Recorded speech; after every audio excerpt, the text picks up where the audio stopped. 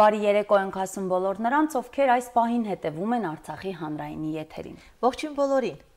Երեխաներին առնչվող տարբեր թեմաների մասին քննարկումները մեր հաղորդումների առանցքում են։ Այսօրվա թեման հոգևոր դաստիարակությունն է։ Այո, ընտանեկան դաստիարակության գերագույն նպատակը մարդ կերտելու գործընթացն է։ Ոչ միայն ֆիզիկական գոյությունն ու առողջության պահպանումն է կարևոր վերահսկել, այլ բարոյական հատկանիշներն ու առաքինությունների ձևավորումը։ Հոգևոր դաստիարակության ու եկեղեցուն մոտ լինելու գաղափարի մասին է պատմում մեր առաջին տեսանյութը։ Երեխաները համարվում են աստվածայինի կրողը։ Նրանք լույս աշխարհ են գալիս մաքուր, խոնար, պարզ, որպես երկնքի արքայության ժառանգներ։ Սակայն նրանց քրիստոնեական բարոյական կերպարի հետագա ձևավորումը սերտորեն շաղկապված է ծնողների բարոյական ընկալումների հետ։ Աստվածաշնչում ասվում է, եթե չդառնանք ու չլինենք մանուկների պես, երկնքի արքայությանը չենք արժանանա։ Նարեկը եկեղեցի հաճախակի այցելող մանուկներից է։ Բավարարվում է ոչ միայն այցելությամբ, այլև ծառայություն է մատուցում օգնելով եկեղեցու սպասավորներին։ Երբ ես փոքր էի, երբ մայրիկս եւ հայրիկս այցելում էին եկեղեցի, ես էլ էի նրանց հետ այցելում եւ այդպես էլ իմ մոտ սեր առաջացավ նաեւ ես էլ այցելեմ սարկավակների դպների նման եկեղեցի եւ այդպես այցելեցի։ Շատ հարցի ունեի եկեղեցու վերաբերյալ, օրինակ թե ինչա կատարվում վարագույրների հետևում, համ էլ տենց որոշեցի որ թե շարական հոգևորական գալ, այլ նաև ծառայել Աստծուն։ Շատ հարցի ունեի, որոնք տալիս են մայրիկին եւ մայրիկը շատ պատասխանել իմեն այցելեր եկեղեցի եւ կիմանաս։ Առաջին օրը որ եկել էի դժվար էր, տենց չէի կարող ինձ սկզբում սպեի դժվար էր 2 ժամ կանգնել, հետո արդեն հարմարվեցի ու տենց էլ հիմա կարող եմ ազատ։ Սկզբում գնում էի նստում էի, հետո արդեն կարող եմ 2 ժամ ամենա կանգնած։ Որ եկա սկզբում ինձ սարկավակները բացատրեցին, նվեր սարկավակն ու Արարատ սարկավակը, հետո որ արդեն սրբազանին էլ էի տեսել իր այդ տենց մոտիկ ենք, տենց ինքն էլ ինձ բացատրեց, հետո եւս մի երեխա այցելեց, ավետիս իր այդ տենց քիչ հետաքրքիր էր անցնում։ Հիմա էլ արդեն բան չկա, մենակ դժվարություններից էլ ոչ բան չկա։ Հո գործը ո՞րն է այստեղ։ Ինչ ես անում։ Շատ խոշոր եմ ես անում։ Մեկ էլ չկա դել տենց բան։ Մեկ էլ օգնում եմ։ Ես արդեն 2 տարի կամ տարեոկեսա գալիս եմ ու սկզբի ժամանակներում մի քիչ դժվարություններ կար։ Հիմա որ դժվարություն է լինում, աղոթքում հաղթարում կամ էլ ինքս իմ հետ տենց խոսում եմ կամ էլ անանայս եմ բանում հարցնում։ Առաջին ամենամոտ ընկերներին եմ ասել, հետո որ արդեն դասատուներն է իմացան, որ հիմա արդեն մի քիչ ցնցորություն եմ բանում, ասում եմ նարեկ ոնց է 2 ժամը տեն եկեղեցում խելոքոսոս կանգնում իսկ տեն ցնցորություն ես անում, տենց էլ է արդեն խոսում ենք երեխաները իմ կարծիքով պիտի այցելեն եկեղեցի, որ կապ հաստատեն Աստծո հետ, տենց ընկերոջման իրար հետ խոսան։ Մեր ընտանիքում այսպես սովորություն կա, ամեն կիրակի պիտի գնանք տենց արշավների, օգտագնացությունների վանքեր այցելենք, օրինակ այս ամռանը որ գնացել ենք, շատ վանքեր ենք գնացել, օրինակ Տանցեն դիզափայտը, օխտը եղցինք ամը 3 մանկանա, տենց գնացել ենք, այնտեղ խաչքարեր կային, որ եղտոտեր մաքրել էինք, տենց մամրագալել էինք, մաքրել էինք, մոմ էինք վառել այնտեղ, հիմա տենց ցավոք սրտի քանի շատ քիչ մասը մնացել, որ դիմալ այս կիրակի էլի ուրիշ վանք ենք այցելելու գնանք մոմեր վառենք, կարողանում եմ դժվարություն հաղթահարել այդ այցելություններից, օրինակ դիզափայտի ժամանակ շատ դժվար էր, մանավանդ վերջին մասերը սաղ քարեր էր, բայց մանթազ որ ես էլի մեծ մարդիկան իրար հետ ասում ենք մենք մեկը պիտի հասնենք սրոպ տեղ ենք եթում, դու չեմ այդ ենք Ընդ մի հատ մոմ վարենք, աղոթենք, իմանանք, որ լավ տեղ են գնացել, ճիշտ ենք, որ գնացել ենք եկեղեցի, իզուր չենք էլի այսքան տանջում բարձրանում վերև։ Աստվածաշնչյան առակն ասում է. «Խրատիր որդուդ, որպեսզի այդպես բարի հույս լինի քեզ համար»։ Ծնողների օրինակը պետք է վարակիչ լինի։ Դասավանդելով ու բացատրելով հավատալու կարողություն չի ձևավորվի։ Երբ հավատալ սովորում ենք սրտով, ապա հարցերի պատասխաններն արդեն կարևոր չեն։ Այսքան ժամանակ մենակ մի հարցի պատասխան չեմ ստացել, թե խիա որ Աստված գիտի մարդկանց ապագան, կարող է փոխի մարդկանց, խիան ես չայց, որ Եվան ու Ադամը այդ խանձարը չուտեն, որ չքաղեն, հետո տենց է չարը չէ լինի ու ամեն ինչ լավ կլիներ։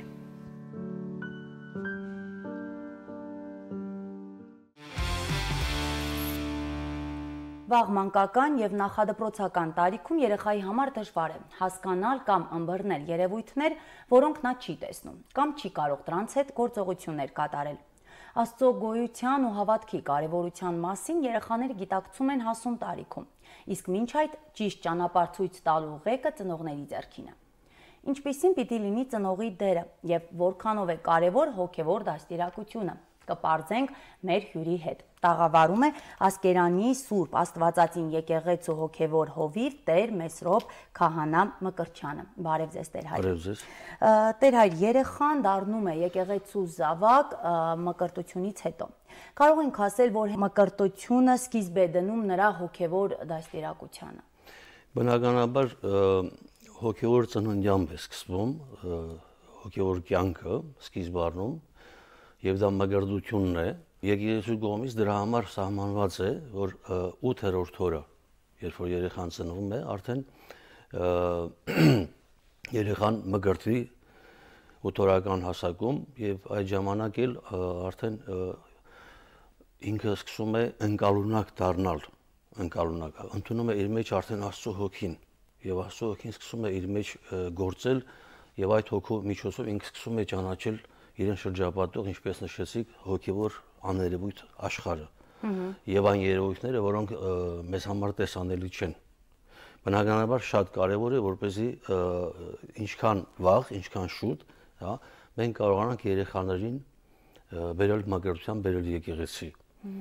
որպեսզի արդեն հիմքը սկսվի դրվել այդ ժամանակից մկրտությամբ, հա, մկրտության արարողությամբ։ Մեր հասարակության մեջ ընդունված է 40 օրը լրանալուց հետո մկրտել։ Ինչի հետ է կապված էս։ Եվ որն ավելի ճիշտ տարբերակը։ 40-րդ օրը մայրը ըստ նորից եկեղեցական կանոնի արուզավակի պարագային ինքը ուրեմն դուրս է գալիս անմաքրության շրջանից։ Եվ այդ ժամանակ, քանի որ ինքը 8-րդ օրը չի կարող ներկայանալ եկեղեցի, եկեղեցու երեխայի խաչքավորն է երեխային բերում եկեղեցի, իսկ 40-րդ օրը, երբ որ ինքը ավարտում է այդ շրջանը, ինքը երեխայի հետ գալիս է եկեղեցի երկրպագության հասցում եւ շնորհակալություն հայտնելու։ Եվ դա միախառնվել է մի տեսակ։ Հիմա ավելի շատ ժողովուրդը ոչ թե կանոններին է հետևում, այլ ուղղակի մտածում են, որ 8 օրականը դեռ շատ փխրուն է, հա, շատ շուտ է եւ 40-րդ օրը ավելի հարմար է։ Երբ խոսել երեխայի հետ Աստծո մասին։ Ես կարծում եմ հենց առաջին օրվանից, որովհետև ինքը ընկալունակ է։ Ինքը ընկալունակ է, իզուր չէ, որ Հիսուս Քրիստոս որպես կատարելության, մաքրության, պարզության, ուրեմն օրինակ բերում է մանուկներին։ Ես չլինեք, չդառնաք այս մանուկների պես, երկնքի արքայությունը չեք ժառանգի։ Դա նշանակում է, որ նրանք արդեն ծնվում են կատարյալ։ Ցավոք հետո դա կորցնում են աշխարհի հետ շփվելով, աշխարհի մեջ թաթախվելով, հա, նրանք իրենց այդ մաքրությունը, այդ պարզությունը հետը զետե կամաց-կամաց սկսում են կորցնել։ Ուրեմն նշանակում է, երբ որ ինքը ավելի մաքուր վիճակում է հոգևոր առումով, ինքը այդ ժամանակ կարող է տեսնել անգամ Աստծուն։ Եվ դրա համար պատահական չէ, որ ոմանք ասում են երեխան, փոքր երեխան, ասենք օրորոցի մեջ սկսում է ժպտալ, գարձես ինչ որ բաներ է տեսնում, ուրախանալ, ինչ որ ասենք ձայներ հանել, պետք է ուղղակի ճշմարտությունը սկսել խոսել երեխայի հետ, բայց ոչ թե մանկական լեզվով։ Այլ ինչպես Աստվածաշունչն է մեզ փոխանցում, հա, Ուղղակի այդ ինֆորմացիան հաղորդել իրեն։ Ես իմ օրինակ անձնական բերեմ, իմ տղայի բարագան երբ որ ծնվել է, ես անընդհատ իր օրոցի մեջ հոգևոր երգեր էի երգում։ Եվ խոսում էի անընդհատ Աստծուց։ Ես հետո տեսա տարիներ հետո տեսա թե այդ սերմերը ինչպես ցիլ տվեցին։ Եվ ինչպես ձևավորվեց իր այդ հոգևոր կյանքը, հիմքը։ Եթե անգամ նա չի ընկալել այդ պահին, բնականաբար մենք ֆիզիկական առումով ենք սա հասկանում, ընկալել կամ չընկալել, բայց հոգևոր առումով ինքը կատարյալ է։ Եկեղեցի այցելություններից խոսենք, որքանով է պարտադիր այցելել, մոմ վառել, հատկապես երեխաներին տանել, պատարակներին մասնակից դարձնել։ Պետք չէ իհարկե պարտադրել, պետք չէ ստիպել, որովհետև հակադարձ ուրեմն հակառակ պրոցեսը կարող է լինել, այո, երեխան կարող է ընդվզել, ըմբոստանալ եւ դա պատճառ կարող է դառնալ հետագային ընդհանրապես իր վերաբերմունքին հոգևորի եւ եկեղեցու հանդեպ։ Պետք է ուղղակի անձնական օրինակով ցույց տալ, թե ինչքան կարևոր է եկեղեցու հետ շփումը եւ եկեղեցի հաճախելը, ինչքան կարևոր է Աստծո հետ հաղորդակցվելը։ Երեխան ինքը պիտի տեսնի ձեր օրինակը անձնական, թե ինչքան բարերար ազդեցություն է գործում ձեր ուրեմն եկեղեցասեր լինելը։ Ընտանիքից հետո ուրեմն դպրոց եւ եկեղեցի։ Այս երեք հիմնասյուներն են, որ դաստիարակության հիմքում։ Բայց ամենամեծ պատասխանատվությունը բնականաբար իր ծնողների վրա է եւ տեսեք հայրերը ասում են չի կարող ասենք ծառը բարի լինել, բտոնները չար։ Եթե երեխաները չար են, ուրեմն ծնողները մտածելու բան ունեն։ Արդյոք բավարարում է այսօր հոգևոր դաստիարակության հարցում միակ առարկան, որ դասավանդվում է դպրոցում, հայ եկեղեցու պատմությունը, որպեսզի երեխաները մոտենան, հասկանան, ինչ է իրենից ներկայացնում մեր հավատը, որն է մեր եկեղեցին եւ շատ այլ մանրուքներ։ Բնականաբար բոլորս գիտակցում ենք, որ դա բավարար չէ։ Մանավանդ որ ինքը տրվում է որպես ուղղակի գիտելիք։ Ինքը որպես սնունդ չի տրվում։ Ինքը չի ձևավորում մարդուն։ Ինքը ուղղակի մտքի համար սնունդ է, գիտելիք է ստանում եւ կարող է ուղղակի այդ պաշարը ունենալ գիտելիքների։ Կարող է աստվածաբան դառնալ, բայց ոչ հավատացյալ։ Ինչու՞մն ենք թերանում մենք։ Այսինքն հիմա տեսեք, եկեղեցին իր վրա վերցնում է այդ ֆունկցիան եւ եկեղեցին ինքը մտնելով դպրոց երեխաներից ուրեմն այդ դպրոցի աշակերտներից ինքը ձևավորում է խմբակներ եկեղեցական, հա, այսինքն օժանդակ, հա, միջոցներ, դա հայորդաց տներն են, կիրակնօրյա դպրոցներն են, մանկապատանեկան խմբերն են, դպրաց դասերն են, երգչախմբերն են, որոնք եկեղեցում արդեն ստանում են այն պակասը, հա, լրացնում են այն պակասը, որ ընտանիքում եւ դպրոցում, հա, չեն ստանում։ Ուղղակի ֆիզիկապես, արտաքնապես հաճախում եմ եւ արտաքին ատրիբուտները պահպանում եմ, հա, զատիկին ձու եմ ներկում, փլավ եմ պատրաստում, չգիտեմ, ասենք ջրորդ ներքին պարտադիր, հա, գնում եմ, օրտնված ջուր եմ բերում տուն։ Այդ վիճակի մեջ ինքը կմնա, այլևս ինքը չի ունենա զարգացում, հա, հոգևոր կյանք չի ունենա։ Գիտեմ, որ մարդիկ, երբ որ մի բան են ուզում, իրենք գիտակցաբար մտածելով ծանրակշիռ կերպով, հա, ծանր ու թեթևանելով որոշում են ունենալ այդ բանը, ձեռք բերել այդ բանը, թե ոչ։ Սակայն եկեղեցու հարցում կա անտարբերություն, հա, ոչ գիտակից ձևով մոտեցում, որը որ զարմանալի է։ Եթե դու գալիս ես, եթե դու մասնակցում ես, դու ինքդ քեզ պիտի հարց տաս։ Իմաստը ո՞րն է։ Սրա բովանդակությունը, հա։ Ես արդյոք ապրում եմ այս ամենը։ Եվ նպատակը ո՞րն է սրան։ Հա, սրա նպատակը ո՞րն է։ Սրանք հարցեր են, որ յուրաքանչյուր մարդ ինքը պիտի ինքն իրեն հարց տա։ Հիմա տեսեք, Աստվածաշունչը մեզ ասում է, որ արդեն իսկ մեր նախածնողների անկումից հետո մարդը հակված է դեպի մեղքը, այսինքն դեպի աշխարհը։ Աշխարհը գայթակղություններով լի է։ հա, աշխարհը մեզ տանում է դեպի ձևապաշտություն, ձևամոլություն, հա, ցուցադրական կյանք։ Եվ սա արդեն երբ որ հենց նորից վերադառնանք մեր մանուկների դաստիարակության խրատների հարցին, հենց այդ փոքր հասակից, փոքր տարեկից, եթե ինքը դա չի ստանում, հիմքը չի դրվում, բնականաբար ինքը ավելի մերձենում է աշխարհին։ Եթե մեծահասակներն այդ գիտակցումն ունենան, բնականաբար նույն գիտակցումով էլ երեխաներին կմեծացնեն։ Հիմա տեսեք Դավիթ թագավորի օրինակը բերենք, չէ՞, ասենք հрьяաների Դավիթ թագավորը, որ մեծ մարգարե էր եւ սաղմոսների մեծ մասի հեղինակն էր ինքը։ Ինքը երկրի թագավոր լինելով ինքը իր օրը սկսում էր Աստծո հետ հաղորդակցությամբ, աղոթքով։ Ինքը խնդրում էր, որ Աստված իրեն ուժ կարողություն տա, պահպանի երկրի ժողովրդի սահմանները։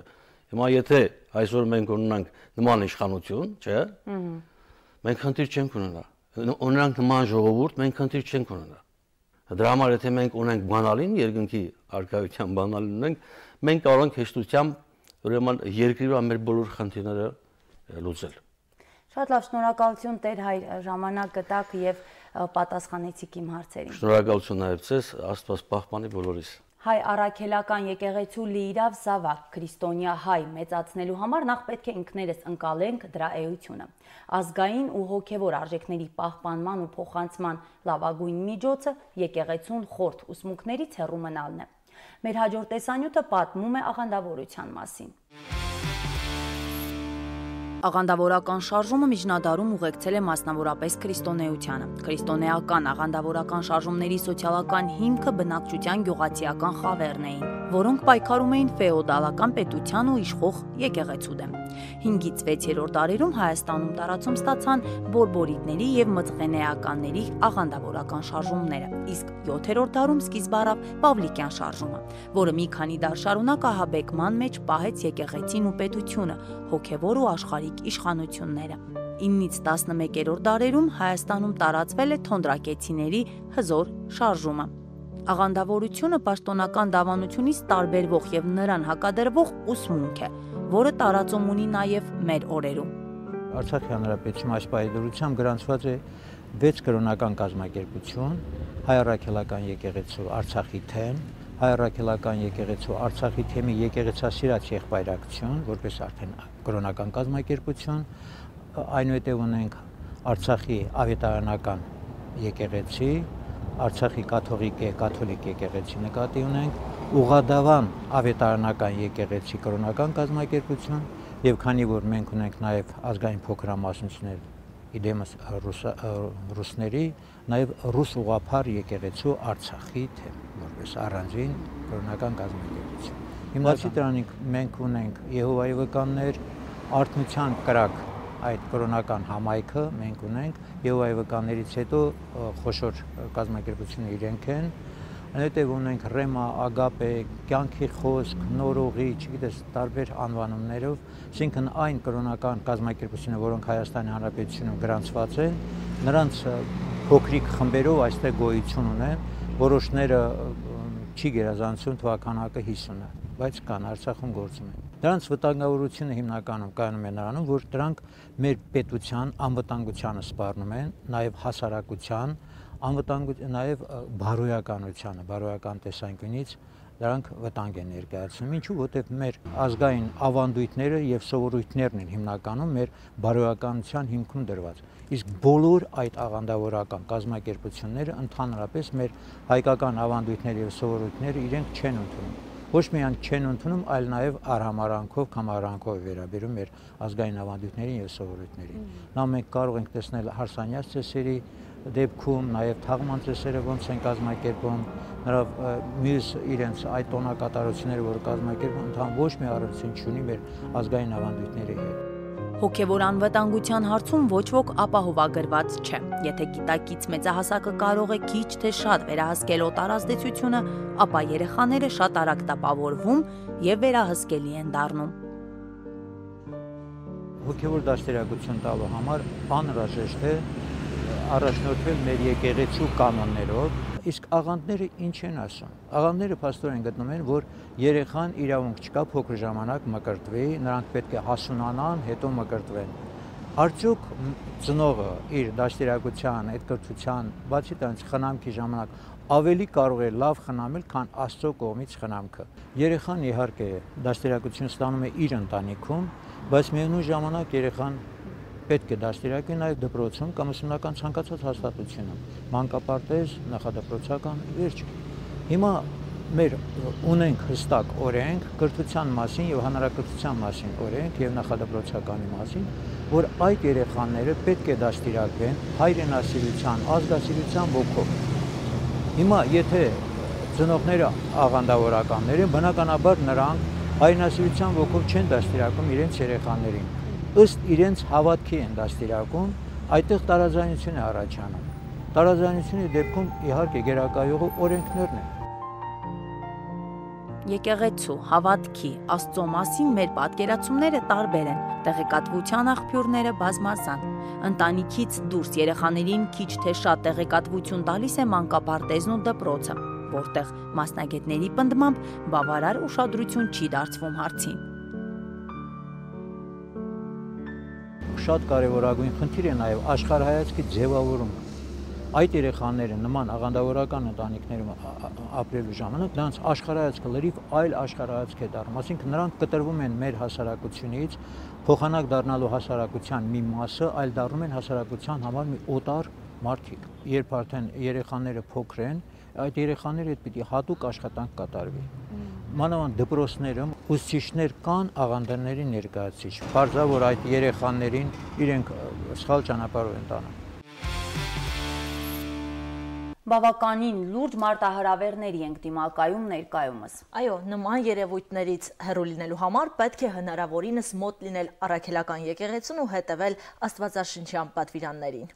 Որքանով է ստացվում դա մեզ մայրիկներիս մոտ, փորձենք պարզել մեր հյուրի հետ։ Մայրիկների ակումբում է Կարինե Մեսրոպյանը, ողջույն։ Здравствуйте։ Բարև ձեզ, Կարինե, դուք արդեն ծանոթ եք թեմային։ Իսկ հետաքրքիր է, որքանով եք դուք եւ ձեր զավակները հայ առաքելական եկեղեցու զավակները։ Начну с того, что я сама была крещенная в православной церкви, так как мы жили не в Арцахе, я родилась и жила в Средней Азии, в городе Ашхабаде. Мы покрестились в православной церкви, мне тогда было 7 лет, но мне кажется, это не имеет никакое значения, где ты была крещенная, я все равно по нации армянка, я всегда останусь в душе армянкой, и я всегда буду следовать нашим, наверное, армянским законам Божьим. И также воспитываются мои дети. Мои дети крестились в нашей церкви. Им было 40 дней от рождения, когда они покрестились. И я очень рада, что именно в этот день они получили это крещение. И в этот день они вошли в церковь как в свой дом. Потому что, наверное, после крещения ты уже ощущаешь себя в церкви как в своем доме. Обычно мы говорим, мы идем в церковь ставить свечу, мы идем в гости к Богу. Но когда они уже идут ставить свечу, я всегда им объясняю, вы не идете в гости, вы уже идете в свой дом. У меня 2 девочки, и мои 2 девочки с малых лет знают молитву «Отче наш», «Хайр Мер». Я извиняюсь, что я вот... Нет, учила их не я, но всегда с малых лет они со мной ходили в церковь. И даже моя старшая дочка, когда ей было 2 годика, наверное, еще 2 лет не было, она стояла в церкви и начинала креститься. Она всегда крестилась почему-то вот отсюда. Вот отсюда она... Я один раз термин нас увидел, говорит... Мотавни, мне отсюда надо, отсюда. Асма, нет, я хочу свысока. Тут наверху Бог, я хочу это свысока.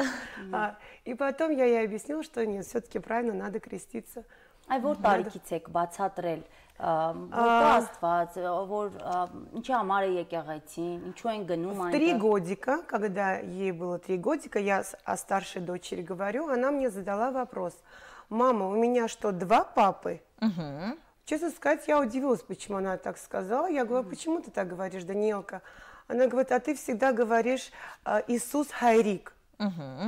Значит, у меня 2 папы. Да. Я говорю, нет, у тебя не 2 папы. Самый главный папа, да, это наш Иисус Христос. Это наш самый главный папа. Это папа всех детей и взрослых на планете людей. Он следит за нашей жизнью, он старается сделать так, чтобы мы все были счастливы, чтобы мы жили в справедливости. Но у тебя есть твой родной папа.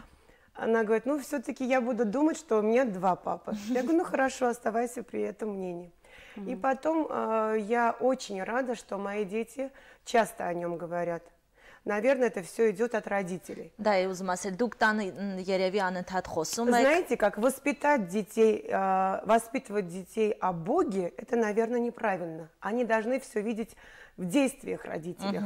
в действиях родителей, в слове родителей, если родители часто употребляют слово Бог. Например, обычно, когда что-то происходит хорошее, мы всегда говорим «слава Богу». А когда что-то плохое, мы как-то обижаемся, да, на Бога. Вот почему это плохое произошло. Но я им объяснила, что никогда нельзя обижаться. Нужно говорить, что на то воля Божия. Значит, так должно было угодно Богу, если произошло какое-то нехорошее там событие. И нужно это воспринять так, как Богу угодно. Поэтому радуйтесь и плохим, говорите «слава Богу». И когда происходит что-то плохое, всегда говорите «на то воля Божия». И так вам легче будет перенести то плохое, которое произошло в вашей жизни. Իսկ Կարինե հաճախ եք երեխաների հետ լինում եկեղեցում։ Да.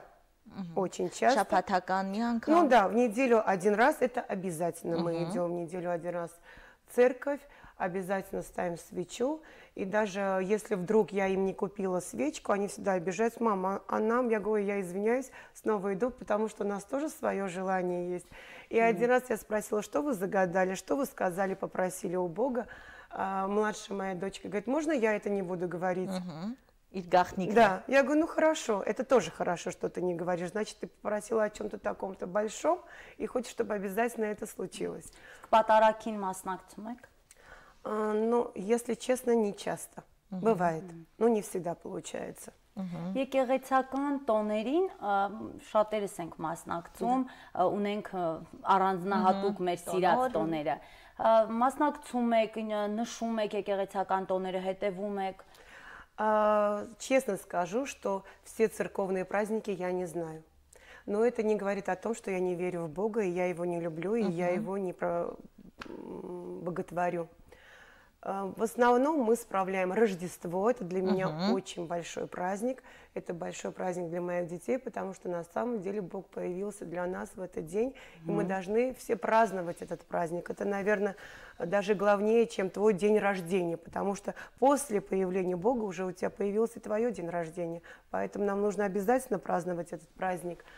И Пасха, очень любимый праздник моих детей, потому что мы один день до Пасхи вместе красим яички, вместе готовимся к этому, и утром рано, они очень рано просыпаются, чтобы поскорее побить эти яички, съесть. Հոգեպես ընկալելով եք այս ամենը անում։ Да, обязательно. Обязательно, это должно идти от души и от сердца. Առհասարակ երեխաները դժվար են ընկալում վրացական երևույթները։ Իսկ ինչպես դուք բացատրեցիք Աստծո գոյության մասին, երեխաները հեշտ ընկալեցին, ինչպես ընդունեցին։ Первый раз они спросили о Боге, я говорю, вот, наверное, им было годика 3-4. Когда спросили, а кто такой Бог? Мы же его не видим. Я говорю, да, это Святой Дух. Это невидимый Дух, которого мы не видим, но Он все видит. И вы не должны забывать, что мы не должны делать лишний раз ошибок. Правда, люди делают ошибки, совершают, может быть, зная или не зная, что они совершают ошибку, но мы должны стараться сделать так, чтобы не совершать лишний раз этих ошибок. Ձեր խոսքից կարող ենք հասկանալ ու փորձից, որ ամեն ինչի հիմքում մենք ենք, մայրիկներն են, ովքեր պետք է աշխատեն երեխաների հետ, սեփական օրինակով ցույց տալով։ Да, просто показывать. Не воспитывать, а просто ты сама должна показывать это. Да, ты свои действия. Мы, родители, можем детей заставить выбрать ту или иную профессию. Мы можем детей заставить пойти на музыку, если даже они этого не захотят. Да? Мы можем детям вселить то, что они должны выбрать правильный круг общения, чтобы рядом с ними были верные настоящие друзья. Но мы никак в них не сможем вселить вот это духовное, что ты должна любить Бога. Нет, она должна видеть это от тебя. Если она увидит это от тебя, у нее постепенно эта любовь к Богу появится. И вот, например, я от своей мамы, буквально после того, как я должна вот была прийти сюда, я перекрестилась, честно сказать, и говорю: Господи, помоги мне. И вышла. И одна подруга моя спросила: Кар, ты всегда крестишься? Я говорю: да, я всегда крещусь. Даже когда мои дети утром выходят за дверь уже, я обязательно перекрещиваю их и говорю: Господи, доведи их до школы спокойно, без всяких препятствий. Она говорит: ты это сама? Я говорю: нет, это я от мамы, потому что наша мама так делала. Да, когда мы выходили из дома, не имеет значения, куда мы выходим, во двор играться, я не знаю, в школу куда-то. Она обязательно перекрещивала, да, и говорила: ангел-хранитель с вами, пусть Боже вам поможет. И это я от мамы взяла. Вот поэтому Եվ այսօր էլ ձեր երեխաները ձեզանից են վերցնում, փաստորեն ամեն ինչ կախված է մեզանից. Да, все зависит от нас, девочки. И я бы хотела, чтобы на самом деле мы все были ближе к Богу. Так легко живется, когда мы рядом с Ним, когда мы Его слышим, а мы должны Его слышать обязательно. Бывают часто в жизни такие ситуации, когда ты остаешься одна, наедине со своей проблемой, со своими заботами, и ты хочешь услышать какой-то совет, какую-то помощь. И на самом деле, если ты хочешь, ты услышишь ее. Или какими-то знаками это тебе говорится, что ты должна пойти вот именно по этой дорожке. Или что-то происходит, что ты осознаешь, что это Бог, да, тебе советует поступать именно так. И то же самое я советую своим детям, что вы обязательно должны прислушиваться. Я когда их оставляла одних, они маленькие были, там 2-3 годика, уходила на работу, я всегда говорила: ведите себя хорошо, потому что все Бог видит, и Он мне все скажет.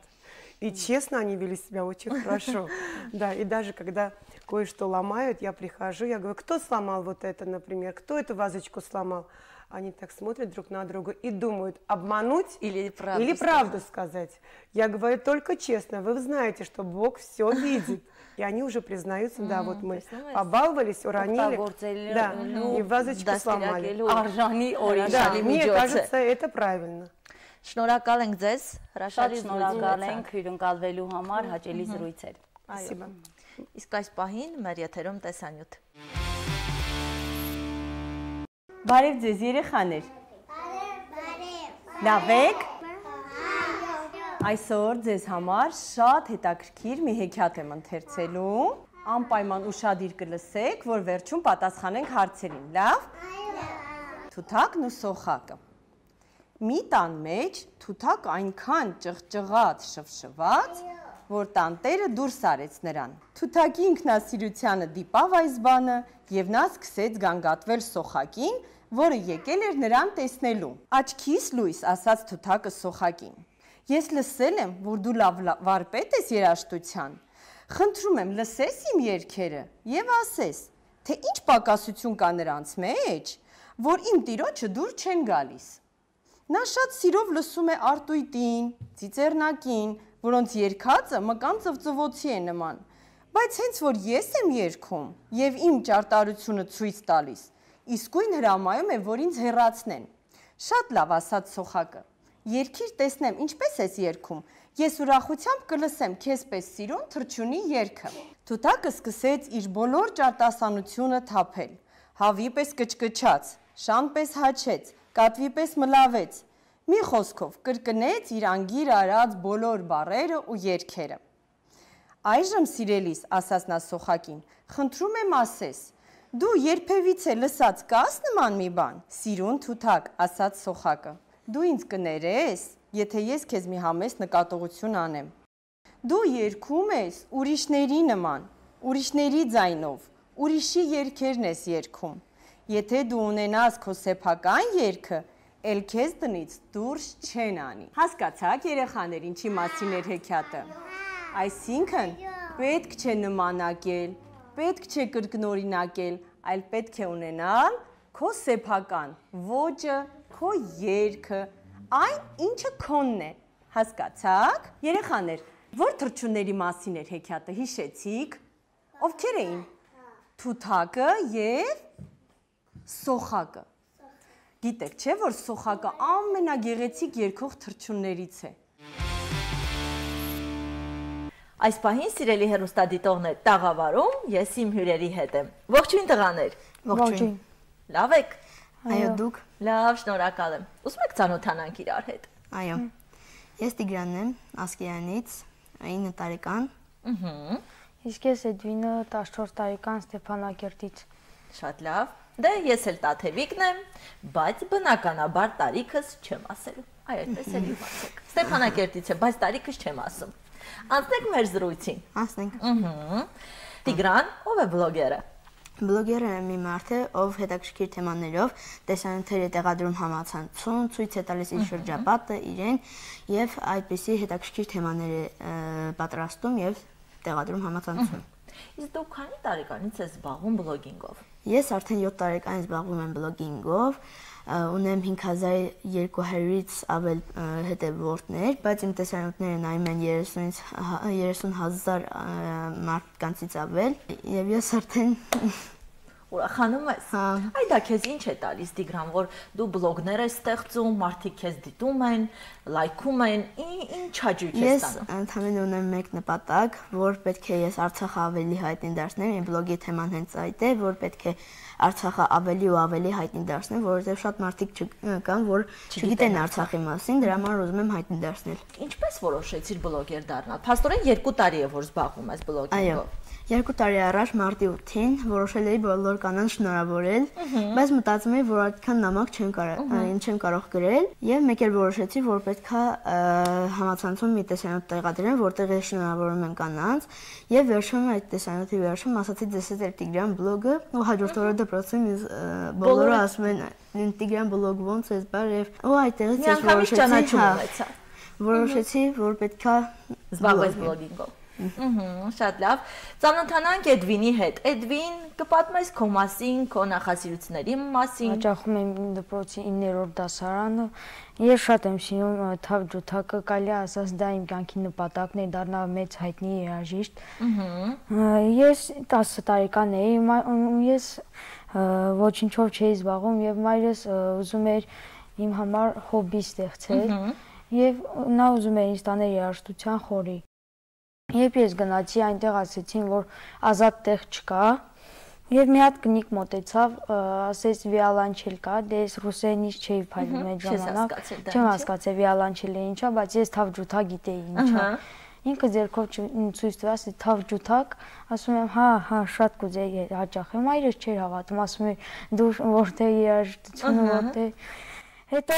ես հաճախեցի մի ամիս եւ մայրս ամբողջությամբ համաձայնվեց ինձ հետ, որ այ գործիքը իմն է։ Այո։ Ես 5 տարեկանից զբաղվում էի սպորտով, իսկ հիմա ինձ ամբողջս տրամադրել եմ երաժշտությամբ։ Փաստորեն դու հենց առաջին հայացքից կարելի ասել սիրահարվել ու ընկերացել ես թավջութակին։ Այս պահին առաջարկում եմ դիտենք փոքրիկ հատված, Տիգրան, թե ինչպես է Էդվինը նվագում թավջութակ։ Դիտենք։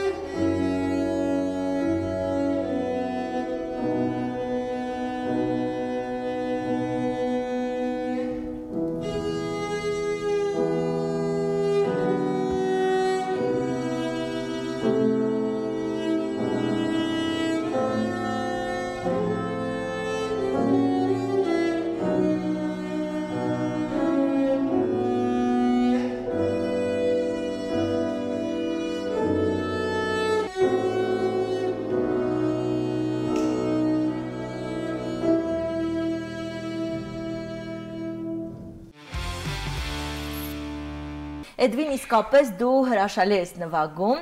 մի անգամից զգացինք, որ դու իսկապես սիրում ես այդ գործիքը։ Եկեք մի քիչ էլ խոսենք ձեր առօրյայի մասին։ Ինչպես եք կազմակերպում ձեր օրը։ Ես առավոտից գնում եմ դպրոց, հետո ես վերադառնում եմ դպրոցի, ստորիներ, բլոգներ, հետաքրքիր վիդեոներ եմ անում։ Եվ այդպես անցկացնում եմ իմ առօրյան։ Դու Էդվին։ Իսկ ես էլի գնում եմ դպրոց, եթե եմ գալի եւ ամբողջ իմ ժամանակ, ազատ ժամանակը տրամադրում եմ թավջութակ պարապելուն, եթե ազատ ժամանակ չի լինում, ես ամբողջ ինձ մեկա տրամադրում եմ երաժշտության, այնտեղ Դու միայն թավջութակի ես գնում, թե երգել ես գնում։ Չէ, պիանինա եմ։ Դաշնամուրի բաժին ես հաճախում ու թավջութակ, այո։ Թավջութակ։ Իսկ ընկերներդ գալիս են քո համերգներին։ Տեսնում են, թե դու ինչպես ես նվագում։ Ամեն տարվա վերջ պալիտում համերգ եմ տալի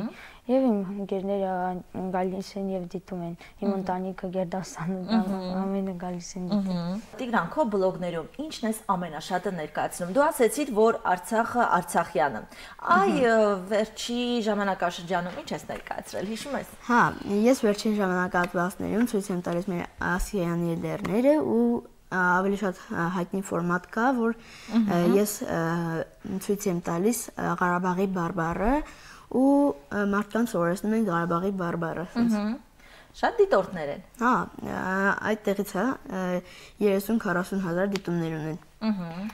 Գիտես, օրեր առաջ ես քո էջ մտա, ինձ հետաքրքրեց եւ տեսա, որ դու մի քանի օր առաջ Գորիսում էիր, այդպես էր։ Կպատմես այնտեղ ինչ էիր անում, ինչու էր գնացել Գորիս, ինչպես հայտնվեցիր այնտեղ։ Հա, իրական Գորիսում շատ մեծ համերգ կար։ Այնտեղ կար մի հատ sense կազմակերպություն TCF, այդ կազմակերպությունը միավորել էր տարբեր մարդկանց, մարքետոլոգ, ծրագրավորող, տարբեր ընկերություններից մարդիկ, եւ ես էլ գնացի այնտեղ։ Ո՞վ էր քեզ հրավիրել։ Ֆորմուլա Գորիսի կազմակերպիչները։ Քո տեղը գիտեին փաստորեն։ Այո։ Եվ նրանք ինձ հրավիրեցին, որպեսզի ես խոսեմ բեմից։ Ինչ ես խոսել։ Իմ մասին եմ պատմել եմ իմ բլոգի մասին, թե երբ եմ սկսել, քանի տարեկան եմ։ Քեզ այնտեղ ճանաչեցին միայն այնտեղ։ Այո։ Այնտեղ բլոգն է։ Այո, այնտեղ դալիճի մեծ միջանցքում բոլորը ինձ ճանաչում էին համարյա թե։ Ուրախացար, չէ։ Շատ էի ուրախացել այդ ժամանակ։ Հետո ինչ է կարել այնտեղ։ Հետո հավանեցիր Գորիս։ Հա, այնտեղ նաև ես ծանոթացա Ջիջի ընկերության տնօրեն Խաչատուրի հետ։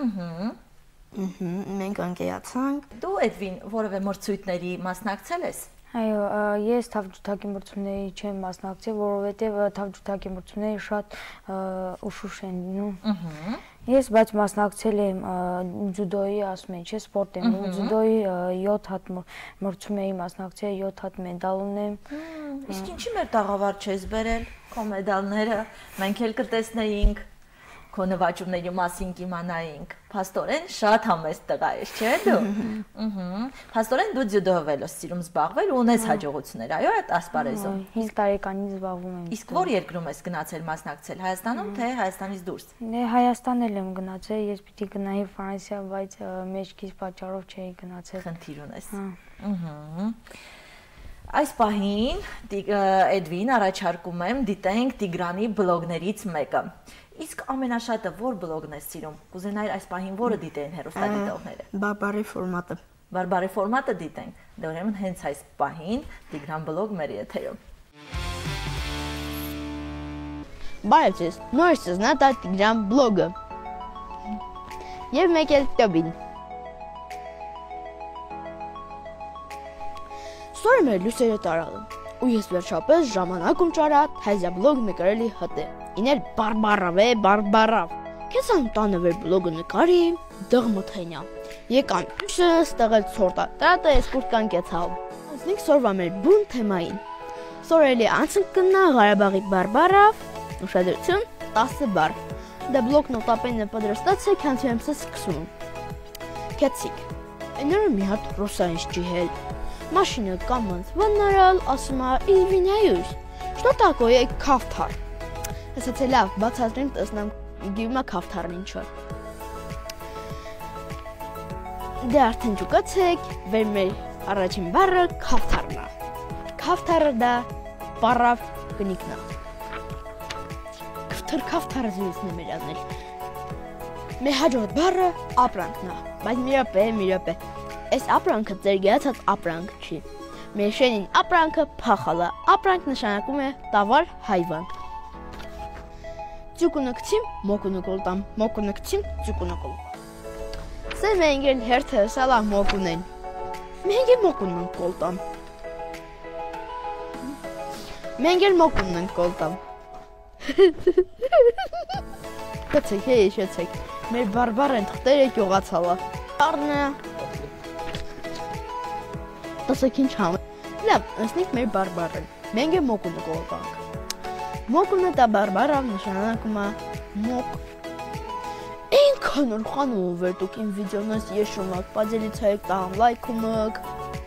Մեր հաջորդ բարը ուրխանարն է։ Ուրխանար դա նշանակում է ուրախանալ։ Մեր հաջորդ բարը սասը կտրել։ Սասը կտրել դա նշանակում է ձայնը կտրել։ Ենքան ես հիմար են յան ճղճղաց համ ես թուղտերի կյողանալի հտը, սասես կտրվալա։ Բայց տուլաշը մնամա տուլաշ, էլի կյողանում է, օզիմա կյողան է, կյամ աստղան թա կյողանա, կստացի ես հոթը տուլաշ, տուլաշը նշանակում է անդաստիրակ։ Երկան հղե օնիք կինելի, հղեց նշանակում է ճանապար։ Տիերը կանը, տակը կանը, տիեր տիվեր, տիեր նշանակում է ներքև վերև։ Մեր հաջորդ բառն է հեքի։ Իմ շանոց հեքին ինքը վերծնվալ է, կարճածնվալ, հանե։ Հեքին նշանակում է պոչ։ Գյուլ, քշեր են եշան դսա, գյուլերի կյամը։ Դոբանիքն ես կսալ է հեչիլը։ Գյուլ, նշանակում է գայլ։ Դե ինչ, սորվա եմ բլոգես բարերը այսքանն լել։ Եթե տոբան թողար էլի բարեր կսերի։ Դեսյո։ Տիգրան դիտեցինք եւ վերադարձանք տաղավար։ Հավանեցինք, չէ՞ Էդվին, շատ լավ բլոգներ է ստեղծում։ Տիգրան, ըստ քեզ, գնահատված է մեզ մոտ բլոգերի աշխատանքը։ Ну, մեզ մոտ Արցախի ամենափոքր բլոգերը ես եմ, դեռ առաջին անգամ որ սկսեցի բլոգ նկարել, էլ ոչ ոք Արցախում չկար տենց բլոգ նկարող, ես երբ որ սկսեցի բլոգերներ նկարել, տարբեր երեխաներին, իմ տարիքի երեխաներ սկսեցին էլի ինձ նման բլոգներ նկարել, ես էլ եմ նրանց խորհուրդ եմ տալիս որպեսզի նկարեն։ Սիրում եք գիրք կարդալ, լավ եք սովորում դպրոցում։ Հա, ես շատ եմ սիրում գիրք կարդալ, դպրոցում լավ եմ սովորում, նույնիսկ մի երկու երեք անգամ գրադարանը ինձ նվերներ տվեց։ Դու Էդվին գրքեր սիրում ես։ Դպրոցում այդքան էլ լավ չեմ սովորում, բայց ես գրքերում սիրում եմ կարդալ։ Առավել եւս իմ ամենասիրելի գիրքն է Շիրվանզադեի Քաոսը։ Սիրում ես կարդալ։ Իսկ դուք որոշել եք ձեր մասնագիտության մասին, ինչ եք դառնալու։ Այո, դե ես շարունակում եմ իմ կարիերան, պետք է դառնամ բլոգեր, ավելի հայտնի, ավելի աշխույժ։ Ես վստահ եմ, որ դու կդառնաս։ Իսկ իմիջիայլոց մեր քաղաքում կան հայտնի բլոգերներ, ասենք ավելի մեծ, քան դու ես տարիքով։ Ну, ես չգիտեմ։ Ես էլ չգիտեմ անկեղծ։ Դու որոշել ես Էդվին ինչ ես դառնալու, երբ մեծանաս։ Երաժշտություն ես իմ համար կթողեմ խոբի, իմ համար ես տանը կնվագի իմ վարում, բայց իմ առաջին աշխատանքը իրավաբանն է։ Փաստորեն դու ուզում ես դառնալ լավ իրավաբան, այո։ Շատ լավ, տա Աստված, որ ձեր բոլոր երազանքները կատարվեն։ Հիմա կուզենայի իմանալ, տղաներ, աշխարհը ձեզ համար ինչ գույն ունի։ Ես աշխարհը տեսնում եմ շատ լավ գույներով։ Ես նաև ցանկանում եմ, որ մարդիկ իրար հետ լինեն սիրով, բարի, մեկը մյուսին հարգի, պատերազմներ չլինեն։ Դու ինչ գույների մեջ ես տեսնում Էդվին։ Վառ գույներով։ Վառ գույներով ես պատկերացնում աշխարհը։ Այո։ Որն է ձեր երազանք։ Իմ երազանքն մեկն է, որ պետք է ավելի ու ավելի հայտնի դարձնեմ Արցախին։ Ես ունեմ ընդամենը մեկ նպատակ։ Այո։ Ես երազում եմ, որ Արցախը դառնա շատ մեծ քաղաք եւ շատ հայտնի ամբողջ երկրում։ Աշխարհը որպեսզի մեզ ճանաչի, չէ, երեխաներ։ Դա Աստված ու ես վստահ եմ, որ կգա այդ օրը, որ ամբողջ աշխարհը կճանաչի մեզ, կխոսի մեր մասին, կխոսի Տիգրանի մասին, կխոսի Էդվինի մասին եւ իհարկե իմ մասին չի մոռանա խոսել, չէ։ Շնորհակալություն ձեզ տղաներ։ Շնորհակալություն ձեզ։ Իսկ այս պահին եթերը շարունակում են մեր փոքրիկ գործընկերները։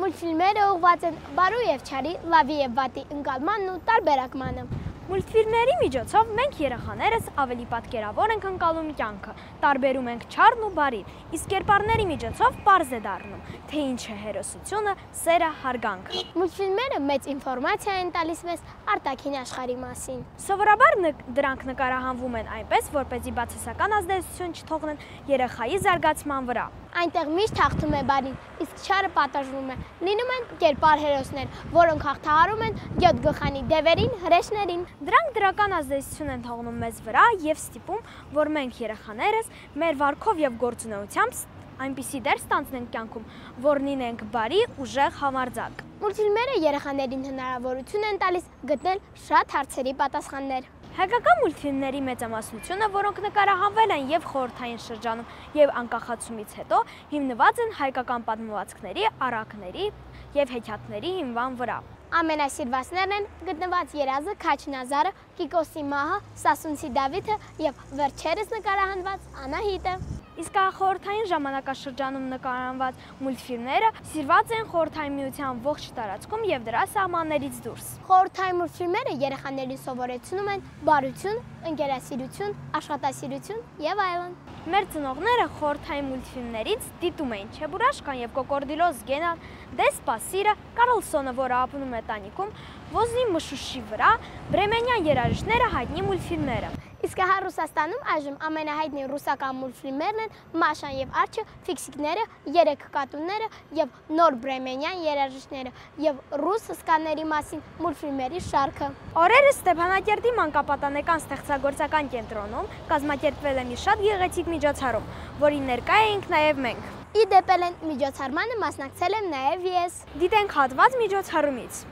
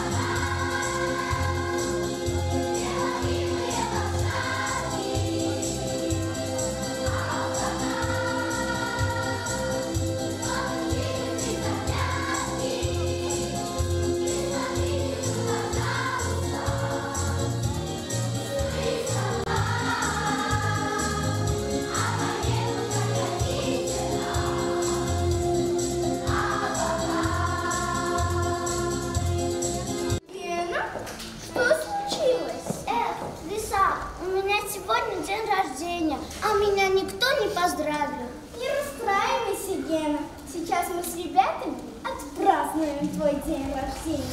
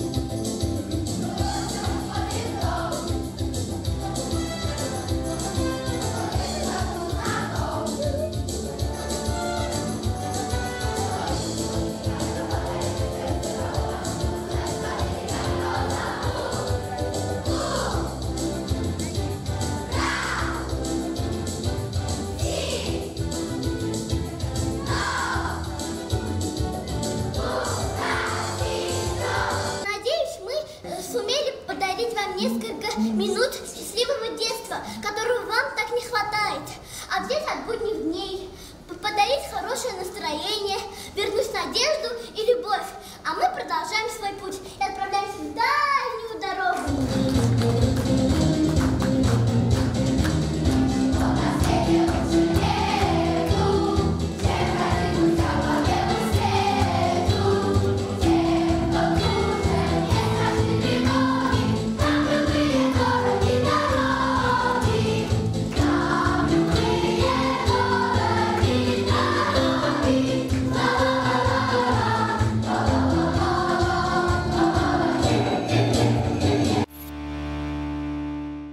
Նոր ու հետաքրքիր թեմաներով կհանդիպենք հաջորդ ուրբաթ։ Հաճելի ու խաղաղ երեկո ձեզ։